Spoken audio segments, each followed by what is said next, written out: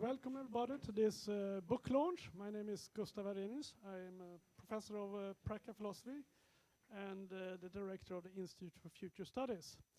And I'm very, very happy here to have one of the researchers from the Institute, from January on, Erik Angner, who's going to present this book we're going to discuss.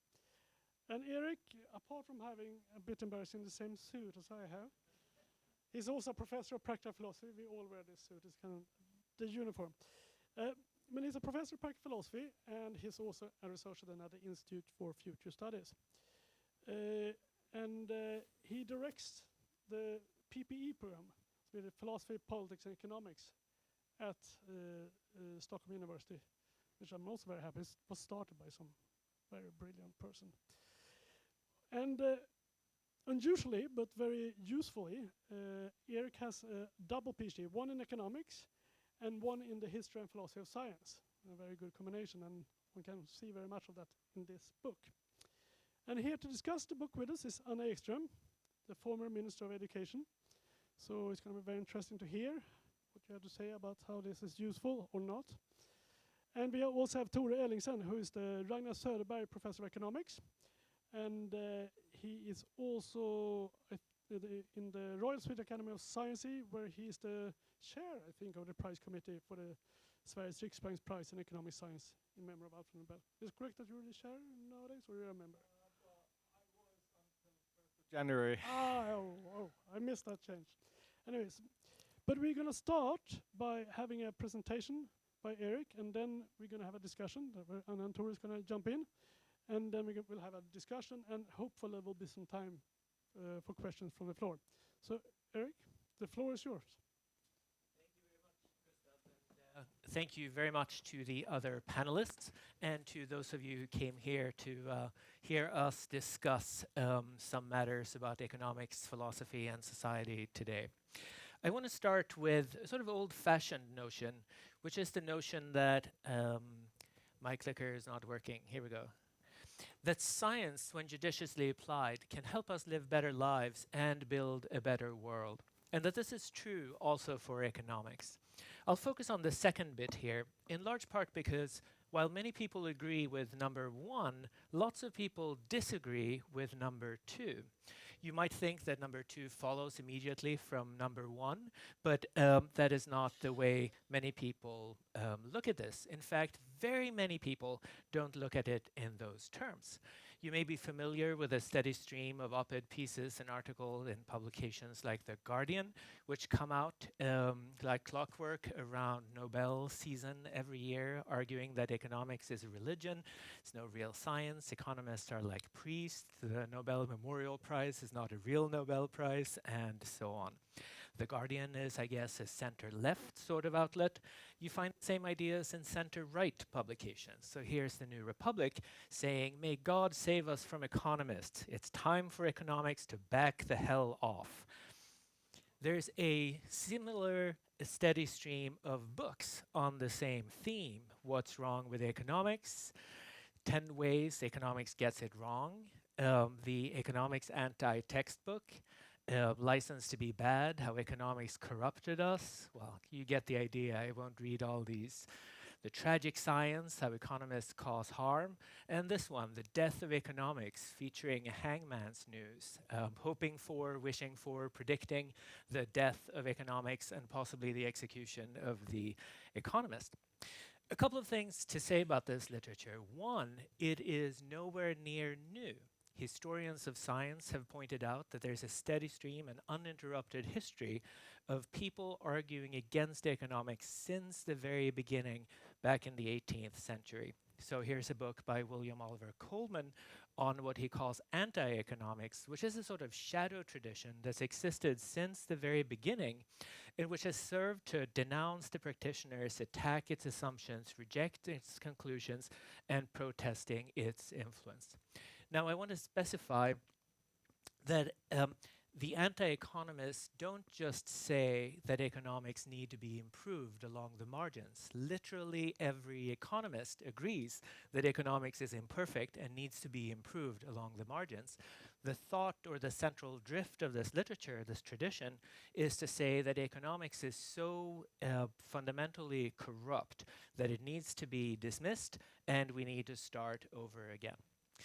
And to some extent, of course, I get it, right? If you look at the way that economics appears in popular culture and the way that economists get presented and sometimes present themselves in popular culture, the picture is not flattering. So some of you have seen, many of you have probably seen the movie Inside Job. If you've seen it, you know what I'm talking about. If you haven't seen it, let's just say that the economists aren't like the hero of the tale.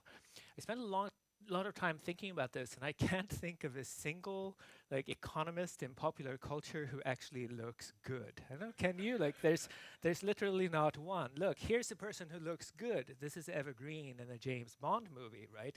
She's an accountant, right? This is what accountants look like in the movies. You know, economists by comparison do not look good at all. Jokes aside, anti-economics used to be innocent fun for the chattering classes. I confess I've participated in it myself from time to time. And it's true that there are legitimate criticisms of the ways in which economists behave and the ways in which they present themselves. But recently, something has shifted, and I think this criticism has taken on a more ominous tone. So in an era of widespread science denial, fact resistance, general skepticism against things like vaccines and workable functioning technologies and so on, this anti-economic literature does not seem so much fun anymore. It's part of a broader general trend that is positively harmful. And I think it's true also for anti-economics that it's harmful, right? It undercuts the ability to use a social science for the good of mankind. And it's true that economics offers tools that allow us to build better lives and build a better world in much the same way that medicine cures disease. So I could spend all day, maybe I will spend a day at some point or other, sort of arguing with the specific points of the anti-economists. But I think in many ways it's unhelpful. I read the literature and the picture of economics that I get in this literature is so far removed from my impressions of the discipline and the profession as a practicing economist that it's hard to know where to begin. So I think the more meaningful way to sort of address the general anti-economic argument is to look at some actual real-life economists and what they do. So I'll talk to you about a couple of economists I think are kind of cool, whose work I respect, and whose conclusions I think we would do well listening to. This is not going to be a complete sample, right? It's not going to be a representative sample, but the figures I've picked are in no way outliers. They're mainstream representatives of the profession, and they're respected by economists as well as by some people outside of economics. So here's Elinor Ostrom, who's somebody people really should know a lot more about. First female Nobel Memorial Prize laureate. She was interested in questions about sustainability and resilience. Like, what is it that makes some societies better at managing resources and so on? And what is it that makes some societies incapable of managing resources? If you look around on the historical record or you look around the world, you'll find some communities that fail to manage common resources, some communities that overfish, that kill off the cod in the Baltic, some communities that make deserts spread, and so on. But then you'll also find lots of communities that don't, that manage common resources in a productive, sustainable way. Ostrom's argument, or her answer, was that what differs are the institutions. Some societies succeed in building institutions that work, other societies don't. And she dedicated her life to exploring the conditions under which you can build functioning institutions, under which the institutions are more likely to emerge. She articulated 10 design principles that are sort of immediately applicable to real problems, to real communities. And she backed it up with a rich empirical record. So one, she went out herself to assess the extent to which communities managed to provide the resources for themselves. She was interested in policing, interface, and streets, the quality of the streets. And she came to think that the size of potholes was a good indicator of the quality of its local institutions. So she was running around the Los Angeles area measuring potholes with a ruler, right, which, if you know Los Angeles, it's not a healthy pursuit, right? She rode in the back of police cars and so on. She spent a lot of time talking about the values that she was trying to promote in her work, and she was eager to point out that she didn't bring her own values to bear on the institutions and the problems that real communities faced, but rather she was interested in building institutions that work for the communities on site, given the values that they had. So she developed this metaphor. She had this metaphor of the economist as a midwife, sort of helping communities give birth to institutions that work for them. Here's another economist, philosopher, Christina Bicchieri, who works on norms. She's interested in why some societies hang together, sustain cooperative behavior in all sorts of domains, whereas other societies descend into infighting, civil war, and worse. Her answer has to do with social norms. She says that social norms are the glue that holds societies together. And she develops an analysis of social norms that's based on the concept of a Nash equilibrium, which is a standard concept in game theory, right? If you've seen the movie A Beautiful Game, the concept comes up, although they completely beautiful mind, of course, yes.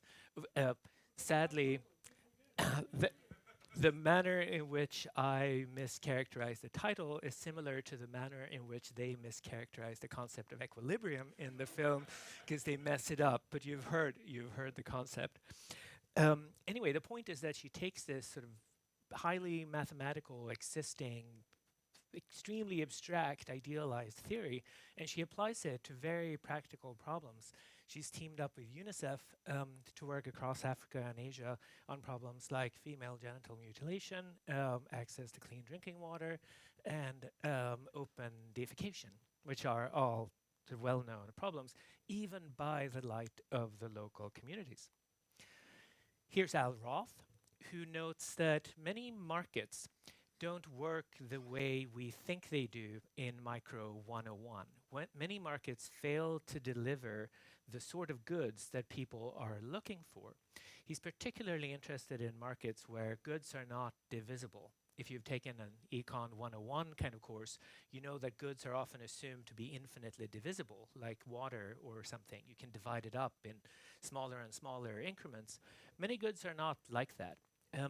He was operating with a series of mathematical theories about goods like this that were developed largely as an intellectual exercise. And he saw that the models apply to kidneys. So there are people out there who are in desperate need of a kidney, right? Some people have no functioning kidneys. They really need one. There aren't enough kidneys from cadavers to go around. Now, many of us could live a long, happy, healthy life with just one kidney. So in a sense, there are way too many kidneys around, and the people who need them the most don't have them. And so what Roth was doing was that he was trying to build an institution that helps us allocate kidneys, not the least from voluntary donors, people who donate to a loved one, or altruistically to random people out there who need them. And the problem that he faced was that donor and recipient need not be compatible. The fact that one person wants to donate a kidney and another one needs one does not mean you can effectuate a transfer, because very often it's not going to work for medical reasons. So he figured out an institution that allows you to pair to pool multiple pairs of donors and recipients in such a way that you can allocate kidneys in a circle or in a chain, which allows you to take advantage of the kidneys that are available, making sure that the people who need them can get one. And one upshot of this is that he developed a scheme that allows a single donation to save 30 or 100 lives by starting a chain of donations from one couple to another. It sounds like magic, right? But it really isn't, and it works. And this system has saved tens of thousands or 100,000 lives by distributing kidneys to the ones that need them. Anna Maria Lusardi works on financial literacy, which is a critical skill in modern society. So going about our business, we're supposed to make decisions about mortgages, credit cards, and so on, right? It's inevitable, student loans. You just have to make these decisions. And it's a fact that people in very many cases don't have the skills required to navigate these sorts of situations. There's a famous story from the marketing literature of, you know, the McDonald's quarter pounder, right, which is a quarter of a pound of meat. A competitor at some point decided to beat McDonald's at their own game. They were going to sell a burger at the same price, but it was going to be a 1/3, which is, just to be clear, more meat than a quarter of a pound, right? But the campaign was a massive flop because people thought a thirder was less than a quarter, given that 3 is less than 4, right? And if people can't manage this kind of decision, they're very obviously not going to be able to make reasonable decisions about student loans, credit cards, mortgages, and so on. Lusardi and her colleagues have tracked the ways in which financial literacy shifts across the population. She's developed schemes that can be administered in schools or online to enhance people's degree of financial literacy. And she has shown through randomized controlled trials and meta-studies of randomized controlled trials that these very simple interventions work, not only in the sense that students do better on tests of financial literacy when they've taken one of these tests, but that it helps them get into less debt, choose better forms of debt. And in addition, there are external effects where teachers become better at financial literacy. Parents gain from the students taking these courses in financial literacy. Now, this is not a substitute for other forms of interventions like anti-poverty programs and so on, but it is an intervention that appears to work. I could go on, and if you're interested in learning more cases like this, I have a book recommendation for you later. I just want to say that if you look at these successful stories, and there are loads of them, there are some common themes that appear. One is that the economists tend to start out with a big problem. They tend to begin with something that everybody recognizes as a problem. There tends to be a theoretical framework, often a highly mathematized ideal framework, like the game theory that Begueri used, and so on. There is, in all of these cases, a lot of data. There is advanced statistics trying to make sense of the data, trying to make it speak, as people sometimes say. There is, and this might be a little more surprising, in at least many of these cases, an explicit attention to values, the sort of values that we're trying to promote by means of the interventions that we develop and the institutions that we're building. And then at the end of the day, there's simple, actionable advice, which is not, in general, privatization and deregulation, right? What you get out of these research streams are pieces of advice, things that you can apply in your own life and in an institutional or political context. Of course, I want to point out that economics doesn't provide magical wands and silver bullets, that sort of thing. Ostrom has a nice little passage about this where she says, some people will only demand solutions that are 100% certain to work. Like, does that mean you only get into a car if you're 100% certain it'll take you where you need to go? Do you only get into an airplane if you're 100% certain it'll take you where you're headed? Well, obviously not, right? Economics in this respect is like every other science. What it does is that it provides evidence, strategies based on evidence, which gives us reason to try these strategies and reason to think that they will work. If the only thing you'll accept are like magical wands and silver bullets, I'll direct you to the fiction aisle, not that there's anything wrong with fiction. In closing, I want to point out, I don't want to be up here, like, I don't want anyone to think that I'm here to just like defend the orthodoxy. And the reason is that when you talk about the things that we can do with social and behavioral science, the things that it could be, it becomes painfully clear that in many ways the actual science is not as good as it could be. There are lots of opportunities for improvement. Where I differ from the anti-economists is that I don't think what we need to do is to abandon the enterprise and start over from scratch. There is a lot of actionable advice that we could take advantage of. There's a lot of low-hanging fruit out there already. Instead, what we ought to do is try to improve it.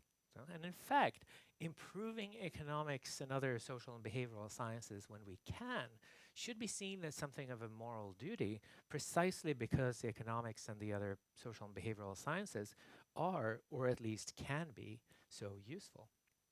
So just to prove that I mean it, I want to point out like some of the things I think economists could do better. One, they could be humbler. So the stereotype of an economist is not, you know, humility doesn't come to mind, and that's a shame because we have so much to be humble about, right? I think economic interventions could be applied more judiciously with more attention to local conditions. There's sometimes a rush to implement ideas that may or may not be functional. I think the shock therapy in the ex-Soviet Union is a good example of that. Some economists were really eager to go change things, and they did it too fast, they did it clumsily, and the result was bad. Finally, economics could be better integrated with neighboring disciplines. So there's bibliometric evidence suggesting that economists cite non-economists a lot less than political scientists cite non-political scientists, and so on, right? Economics is kind of insular. And that's a shame, because there are obviously excellent ideas floating around in other disciplines that economics could take advantage of. And I want to underscore that this includes philosophy. Haha, you didn't see this one coming, but it does. How can you see that? Well, just look at this. Here's some legitimate critiques of economics, I think. One, it puts insufficient weight on the future. If we're going to deal with big challenges like climate change, we have to put more weight on the future than contemporary economists do. Economists operate with a parochial concept of efficiency, and they put too much weight on it relative to other values that might matter in context.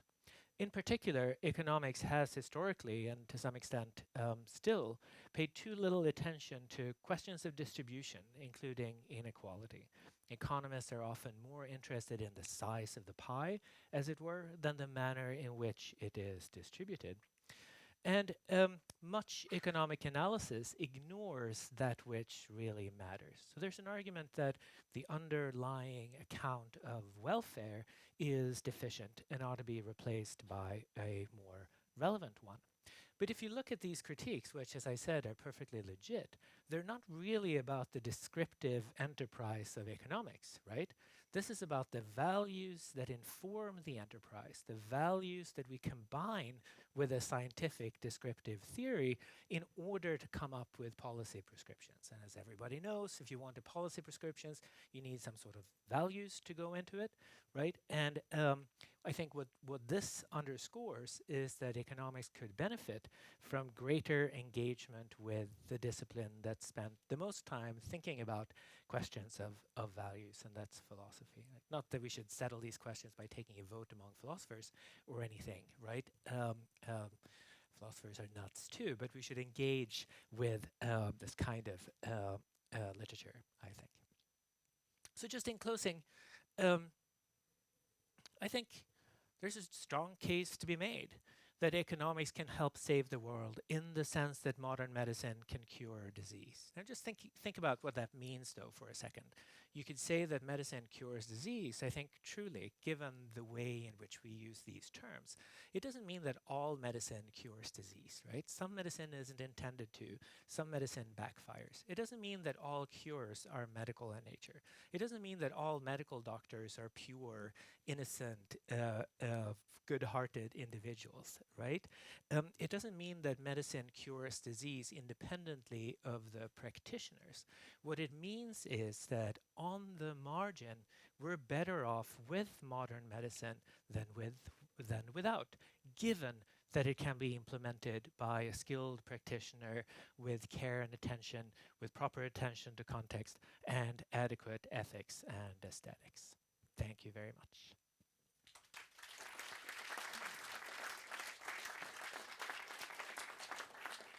So we're going to have some commentators, and I think I start with Anna, so welcome up. You can stand there.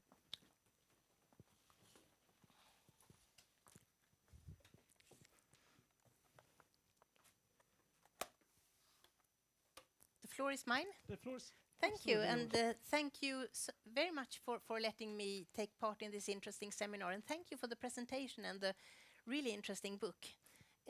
I've read it, and I think you should too. Either because you need it or because you don't need it. Anyway, it's a good book. I have a few take-homes from the book since I studied it, and a few take-homes from what you've been saying too. And I say this as a simple practitioner, a simple receiver of economic science. My own formal education is 2 weeks of studies in political economy in the 1980s, the early 1980s. So all I know of economics I've learned at work as a simple recipient. And one of the things I've learned during my long life as a receiver is how important it is, and this is something you state in your book, how important it is for economists to really, really never forget to mention, to explain, and to explore correlation and causality. If you knew how many times I have seen this mixed up, even in the presentations by fantastic economists, you would blush. Never forget. Another thing that you mention in your book, which is that's something that really has struck me, is beautiful economists, and I guess there are a few economists here in the audience. It's impossible to explain how boring it is to read something and to take in something that you tell me if it's only with a quantitative method. You love it. Recipients don't love it. We understand that you need to have this in order, but please, not only quantitative methods. On the other hand, when economists and other scientists come to me with only qualitative methods, it's just as boring. Sometimes it's well formulated, but it's never useful. But when you mix these two together in an intelligent way, that's when magic happens. And that's when it's really interesting for a practitioner to listen to you. So never forget to use simultaneously quantitative and qualitative methods. And never forget to do it genuinely. Not qualitative measures as a glazing on the cake when you have done all your beautiful statistics and calculations, but in a way that really influences the quantitative methods as well. And a third thing, the glossary in the book. I'll tell you, Erik has done a glossary. Put it on the refrigerator. Always use it. I'll never forget a really interesting seminar I went to where a bunch of wonderful economists had made an analysis of the budget bill. And they had made a beautiful effort explaining to highly qualified and really intelligent people what this meant for different decile groups in society. And when this beautiful seminar was over, one of the really qualified people who took part in this seminar said to me, well, this was really interesting. I understood everything except the decibel thing. Why did they bring in decibel? So don't forget the glossary, please. One other thing that strikes me when I read your book, Erik, is that I kind of like, you argue really well in favor of stating economics as a real science, and you do it very well. But at the same time, in American, you say political economist. In Swedish, you say nationalekonom. I always like the American word better. Strangely, I've worked very much with labor economics, and I've also worked very much with educational economics. And I can almost always tell which economist will give me advice A or advice B, both when it comes to labor economics and when it comes to educational economics, not least when it comes to the toxic questions, for instance, on the school market system we have in Sweden. It's never a surprise to me which beautiful and wonderful economist gives me advice A or advice B, advice develop the market economy in the school system or abolish it. Another thing that I would like to say is that you are, any economists here? You're wanted. You're needed. One beautiful example I can give you later on in the discussion, but I give it as a teaser now. If you want to, I'll tell you about a beautiful study done during the pandemic by a pair of political economists in Sweden, giving us a whole new insight into the patterns of the distribution and pattern of spreading of the disease, which was done in a beautiful way and which was really, really needed. I'll tell you later. And the last thing before I give the floor to Tore is to say yes. When a policy person like me calls you, please say yes. Both as a head of the national bureau, the national, forget my English, sorry. When I was head of the National Agency for Schools, but not least when I was Minister for Education, I dismissed all the big meetings where you put a lot of people together in a room. But I did quite a lot of small seminars, and quite often I picked up the phone and called Erik and others and said, I'm reasoning like this. Is this right, or do you see any flaws in my reasoning? I never asked Erik, what should I do? But instead I said, if I do it like this, do you think this makes sense? Is this argument valid? And one thing that you helped me with, Erik, was to give me an insight in when we had during the pandemic, how important it was to communicate in a way so that I made it easy for people to do the right thing, instead of communicating in a way making it hard to do the wrong thing. That's a very simple suggestion and a very useful one, and I think it helped a lot. So thank you, Erik, for this beautiful book. I hope you will read it, and I hope that you will continue giving good advice to poor receivers like me, and never ever forget to translate the word decile group to ordinary people. Thank you. Thank you very much, Anna. Thank you. Jag ska ta den här. So Tore, the floor is yours now. Ställer jag mig här bredvid dig. Tack, Anna. Thank you. It's a great pleasure to be here and to finally meet in person Erik, whom I've been, I think we've had an email conversation a long time ago and follow each other on Twitter and that sort of thing. Although I don't put too much weight on that. I saw that you follow 8,000 people, so so there was limited pride in discovering that I was on that list. I really love the book. And I thought about how it could be that a philosopher wrote the book about economics that I loved. And it struck me that the analogy is almost, it takes a Nixon to go to China.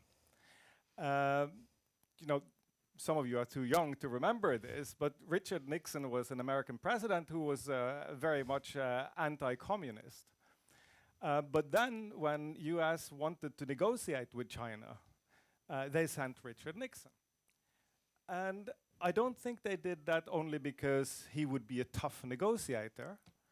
They did it because when he came back, if he could reach some sort of agreement with the Chinese, if the Chinese had some kind of message that was worth listening to, then if that message was delivered by Richard Nixon, that would be credible to the anti-communists.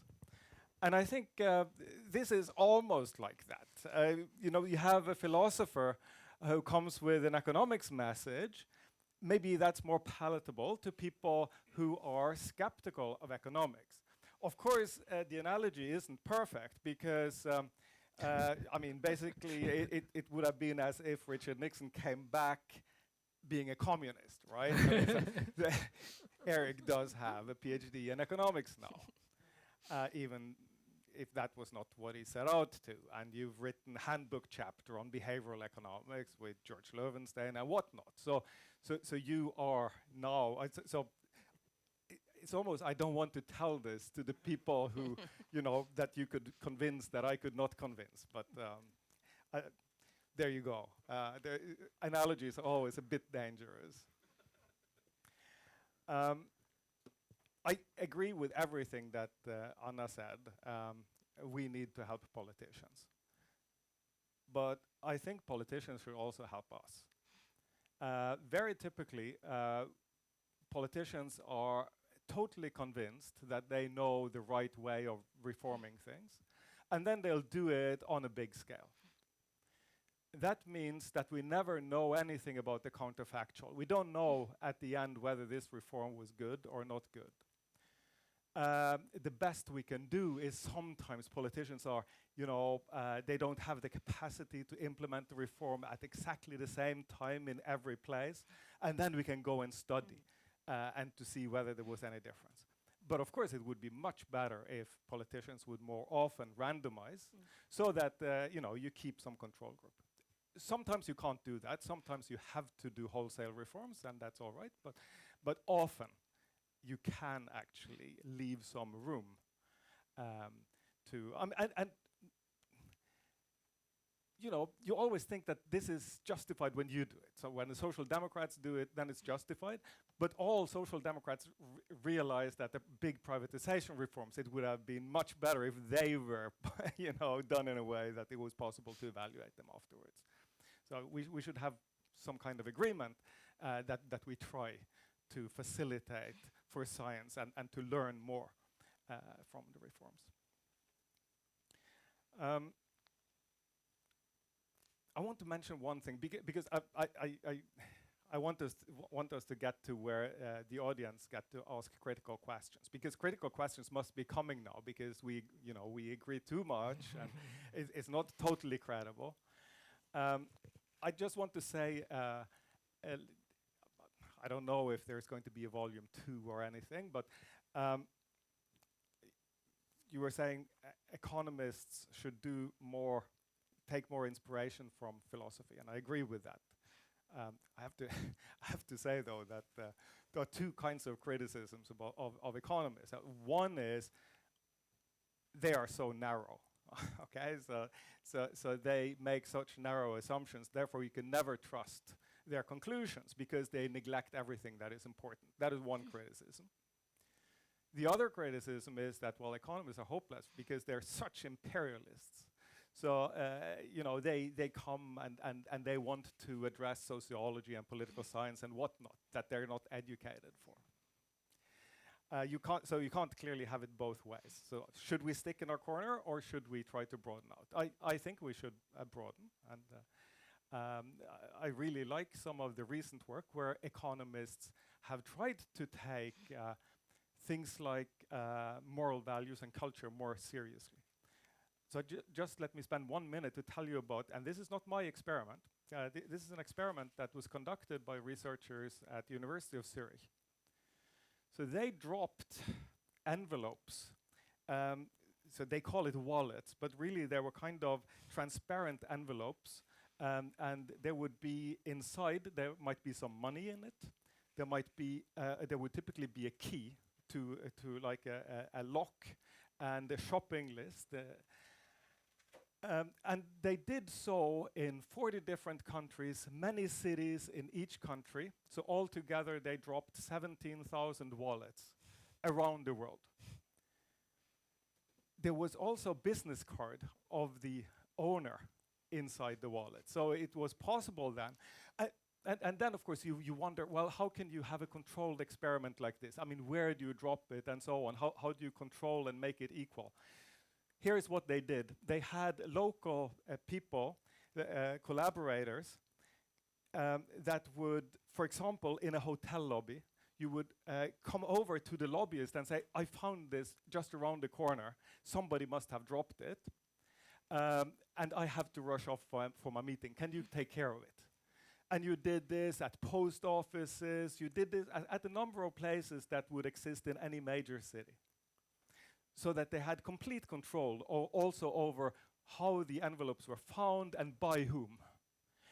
The money was PPP adjusted. Oh, so what's the vocab? So I had the glossary. Purchasing power parity adjusted money. So that is it was the same amount of money. It was as much out of regular income in that country, in each country. So everything was very finely controlled.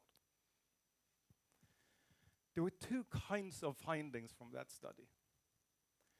One finding was countries are very, very different when it comes to how many, the fraction of envelopes that are returned. Where do you think that a lot of fraction, that a high fraction of envelopes were returned? What kind of country do you think? Japan was high, yes. Others? Sweden, high. Norway, Switzerland, Denmark.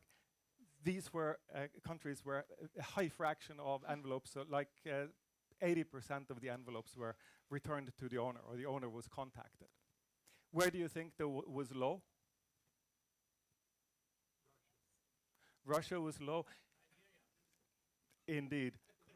China, 20%, less than 20%. So there are very large and systematic, cultural differences in how many envelopes were returned. They varied the amount of money. And they asked people, they asked economists, other scientists, to make predictions about what way that would go. What way do you think it would go? If there is more money, is there a higher or lower probability that the envelope is returned? No, lower. Oh, look. How many think higher? How many think lower? Oh, so and some think it depends on where you are.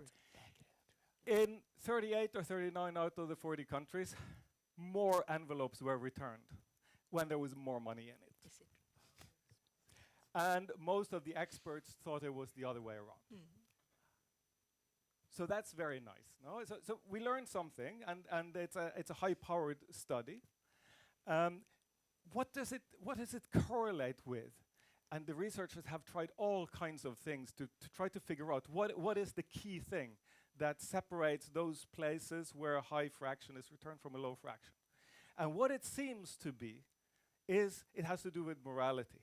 So generalized morality or universalistic morality in countries where people think that they feel that they have a duty towards all kinds of other people, that's where you have a high fraction returned. In countries where you have loyalty to narrower groups, to your family, your local community, your clan, those countries seem to be the places where a smaller fraction of envelopes are returned. And of course, this correlates, not perfectly, with prosperity. But I'm sure it has something to do with what it is that creates prosperity. And obviously, this is moral philosophy and economics all at once. Thank you.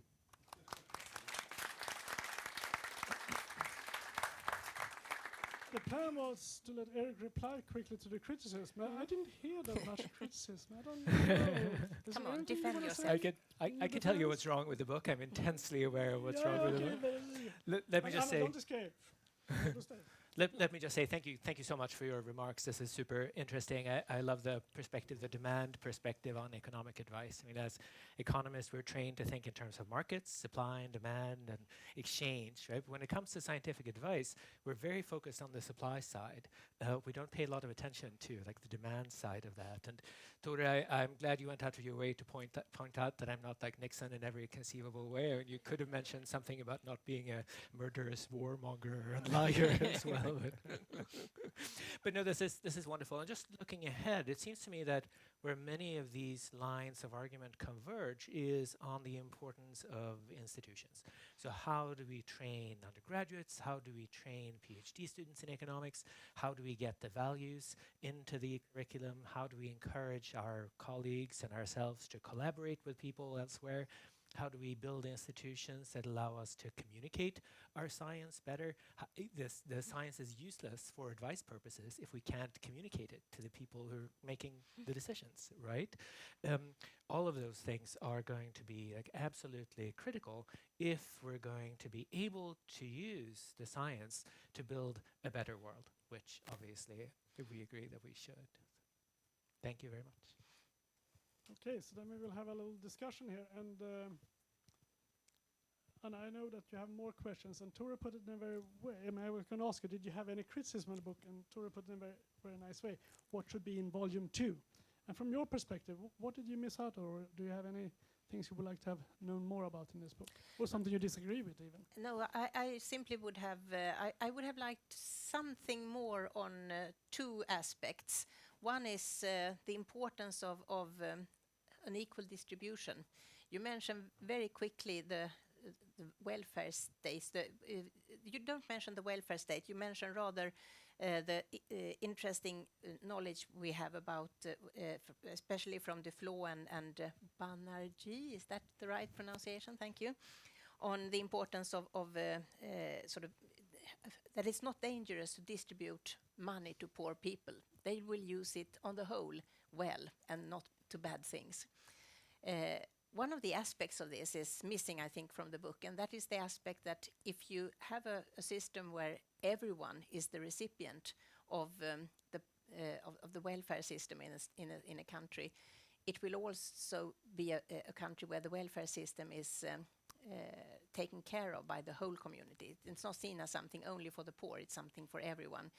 You mentioned it only through your own experience of the parental leave, which is a beautiful description of how important the welfare state system is for the choices you have made. So I think that is one thing you should put a little bit more emphasis on in the next book. And the second thing is, of course, gender.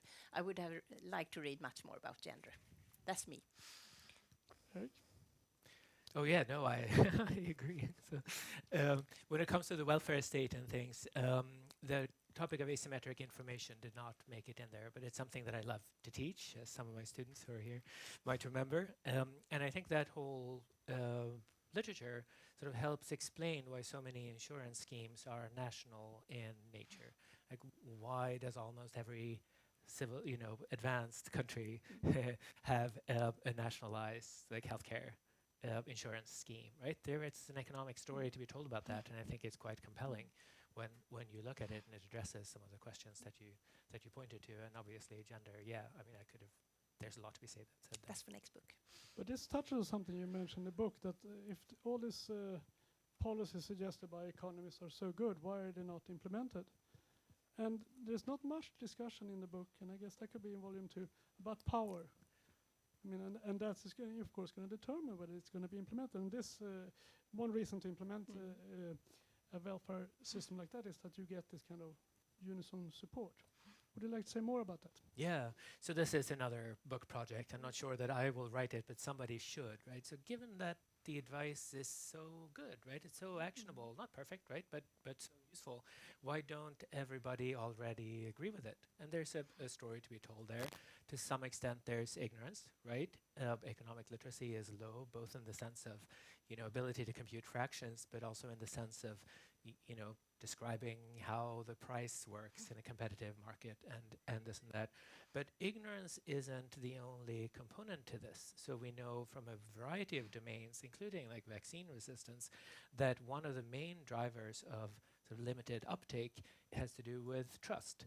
Okay? Do people in general trust the source of the science? Does it trust the community of scientists? Does it trust the science communicator, the person delivering the insights, and so on? And so there are multiple sort of pieces to that puzzle, and I think we should all probably think more about how to overcome that chasm because it's a big one and it's not totally obvious. You can't. I mean, education is going to be part of it. As a professor, right? I think education is important, but it's not the whole story. There's going to be a lot more to that. And that's actually the reason why I never. This is the first time I've told anyone that I made telephone calls to Erik during the pandemic, and the reason I didn't talk about it was simply because I didn't want Erik to be threatened by mobs, which was actually the case for many of the scientists I talked to during the pandemic, when they themselves sort of said that they had talked to me. They were recipients of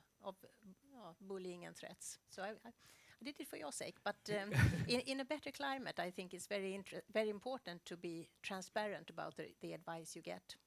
Not only from lobbyists, but also from economists. Let me just say that I appreciated those conversations a lot. It was a lot of fun, and I was really impressed with the amount of data that you had access to and what you did with the data. As a researcher, to get ethics approval and so on, to get access to that data would have taken months, if not a year. I didn't tell him any secrets, don't worry. There's lots to go on here, but Tore, I would like to invite you to. I mean, you already mentioned something you wanted in volume 2, but is there something else you would like in volume 2, or something you completely disagree with? Now, I know there's a similarity between philosophy and economics, at least in the seminar room. They're very pretty rough, and we usually criticize each other. That hasn't come out at all here, but now is your chance. Yeah, it is true. Economists are particularly tough. You know, it just happens to be that there is no reason on this particular occasion to be very tough. So, and I think that's a little bit you know, it's natural, because you know, I'm thinking what another analogy for this book would be Stephen Levitt's book Freakonomics. You may remember it came out quite a while ago, and it was very popular.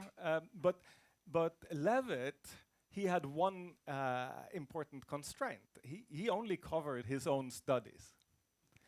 So it was natural then to be quite critical of many of the things in his book, because I mean, you could be critical on about each and every paper that he presented. So, Erik, you made a kind of best of or favorite list of others' contributions, and you have, you know, a couple of laureates here. You know, had I been critical of those, you know, there wouldn't have been laureates. So you know, it's tried and tested. It would be very odd for me to suddenly come now and say, well, actually, now that I think about it, Elinor Ostrom wasn't that brilliant, or her work has these and those flaws. Yeah, so I was very proud of giving the presentation speech, you know, in the city hall you know, way back. Excellent. So I mean, and compared to that, I mean, my praise is mild now. Fine. Hello? Do I have a tip for volume 2? So I've already hinted at one, where I think you know, one line of research. You actually do far less behavioral studies than you could do. You also do less macro, but that's understandable.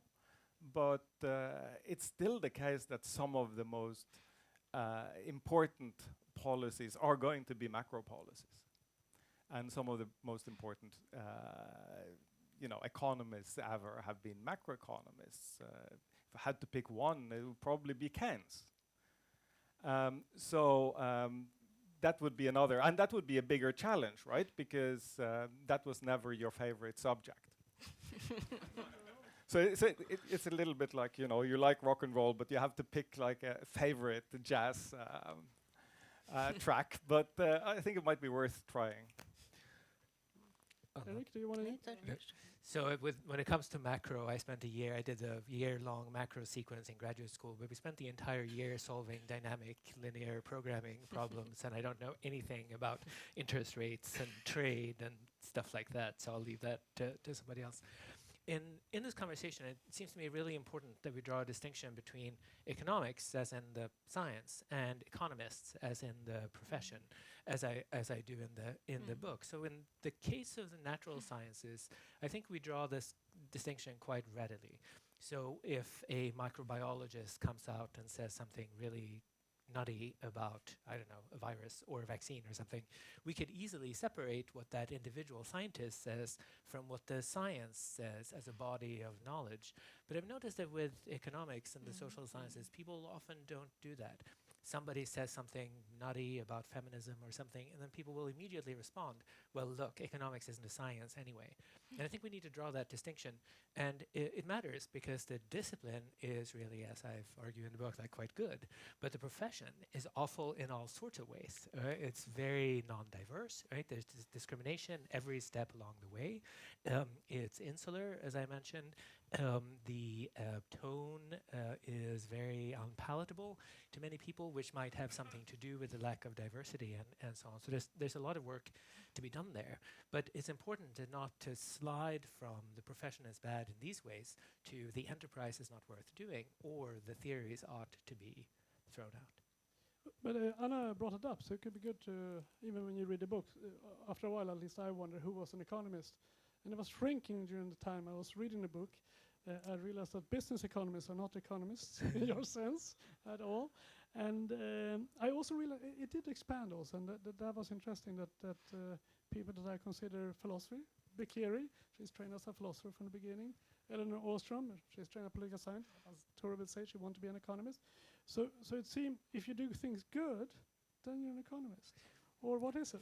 So to me, I'm broadly uninterested in drawing distinctions between like where one discipline begins and another discipline where one discipline ends and the other one begins. In part because I find most of the interesting work is done along the edges and in interdisciplinary research teams. So it's kind of, I don't find the question very compelling. I agree completely. Let me just what about interrupt the you. title of the book? It Why is it does not called social science? Can say it more. It does matter in certain contexts because if you see people introduced as economists on television, it's a grab bag of professions. And I'm not saying that any one of these is like worse than anybody else, but sometimes you'll get an economist from a bank. What that means by and large is that, oftentimes anyway, it's a salesperson. It's somebody trying to sell you a product, right? Or sometimes you get an economist, somebody who works at a think tank. That's somebody who's paid to push a particular line, right? There are all sorts of narratives from the inside of think tanks where instead of being given a bunch of premises and people are asked to deliver a conclusion, they appear at work in the think tank, they're given a conclusion, and they're tasked with producing the premises that will take them there, which helps explain the predictability of these people, right? And then there are separate disciplines. So if you get a degree at the School of Economics, fine school, right? There are lots of different disciplines. Everybody, I think, gets a degree that's called a civil econom. Is that right, effectively? Not anymore. Okay. But it used to be called that. Bologna. Yeah. But there are different departments, right? There's accounting, there's management, there's business economics, företagsekonomi, and economics. And these are different disciplines with different theories, different norms, and so on. Marketing, right, is something you could study in a school of economics. You can call yourself possibly justifiably an economist, but if you're in marketing, like you've got a very different education and training and framework and so on from an economist. And then you don't have to be trained as an economist in order to think like an economist, just like you don't have to be trained as a philosopher to think like one. I like it for practical purposes. I think we don't need necessary and sufficient conditions. Everything we need is a sense for what the economic way of thinking is. And then we can think of an economist in the relevant sense as somebody who thinks in the relevant way. Many philosophers already think in these terms. Consequentialists are used to thinking in terms of consequences and opportunity think that costs economists and think like marginal philosophers. effects Some and so on. economists think like philosophers. Yeah, Adam Smith was a philosopher. yeah, which is fine. And right? Anyway, I shall let Anna in. And another thing that all real economists, according to your way of thinking, They love experiments, just like Tore said. They always want to have experiments, and I love experiments too. And I can tell you, as a politician and also as a bureaucrat, I've always tried to construe political solutions and policy in a way so that it can be evaluated. It's very, very difficult. And the reason is very simple. It's not a political reason. It's a simple daily work reason for working in a policy environment. Everything, every little detail in a political decision or a decision is part of a big negotiation. When I was Minister for Education, I negotiated from early morning to late evening, and I negotiated with everyone. Everything was always on the table. I negotiated with other political parties, and I also with other departments and ministries and other ministers. And the big counterpart was always the budget department, which is very powerful. And in this, that's the economists, isn't it? all of them are economists, and all of them love experiments. But at the end of the day, also the sort of criteria for the things that an experiment economist would like to have power over is already decided. It's part of this negotiation. And without this, I would never have made it. It would have been very difficult for me to have any decisions to do experiments on at the end. So, but I did really try. And I think one of the things that really makes me very fond of economists are they are very creative. You know, of course, what you said about being able to make experiments founded on the fact that a policy is implemented at different times in different parts of the countries or in different ways. So many interesting studies made on that, on schools and on other things. And one of my favorites is an experiment done by Jonas Vlachos and Helena Svaleryd, which was really, really helpful during the pandemic. During the pandemic, the experimental design was, of course, impossible because we had the decision making was done in seconds and minutes. It was really, really urgent. But the fact that we had the upper secondary schools closed and the lower secondary schools open in Sweden made it possible for Helena and Jonas to make a very simple and very efficient, a very beautiful study on the registers, looking at how teachers teaching in the highest class of the lower secondary compared to teachers teaching in the lowest grade in the upper secondary. You follow me? För svenskar kan jag säga de som undervisar i 9:an respektive 1:an i gymnasiet. And in this way they could follow what was the effect for the teachers when the school was open compared to when it was closed. And this was a really useful study which gave didn't give the whole package, didn't give the answer to the big question, when should you open and when should you close schools during a pandemic, but it gave us a beautiful set of tools in our analysis when we made the big and very extremely difficult decisions on opening and closing schools. And can I just fill it? So I think that when we think about what works in Sweden, so I talked about generalized morality before, but I think the interaction between politicians and experts works actually very well in Sweden. And also, I think the communication between experts and politicians on the one hand and the public on the other still works relatively well, and that has to do with public service and trusted media. It would be easy to destroy this trust, both between politicians and experts and between those two groups and the greater population. And we've seen that happen in the UK in a fairly short amount of time. So these are things I think we need to be aware and to take care of that trust. I think this also speaks to the importance of institutions that bring people together. So there are various fora where decision makers and scientists can get together, but we could have more of these. We could also think about the task of various other institutions. So when it came to face masks, for example, and vaccines, they were sometimes rolled out in a progressive way, and you should be able to do that ethically in a randomized fashion, giving researchers even better data to work with downstream. But then we have a situation where universities are tasked with developing generalizable knowledge and so on, and then public health agencies are tasked with sort of doing what's best for health. And there's some conflicts between this, right? The public health agency can act very quickly without ethical approval, for example. As soon as a researcher is involved, you have to go through that process. And so it seems to me that there ought to be ways to design these institutions that make it faster and easier to randomize, for example, when it's possible to do so in the interest of developing policy-relevant knowledge downstream. We have many questions left, but unfortunately we run out of time. But we're going to have some kind of reception here, so people can stay, and then you can ask questions to the author, and also to the commentators, I guess.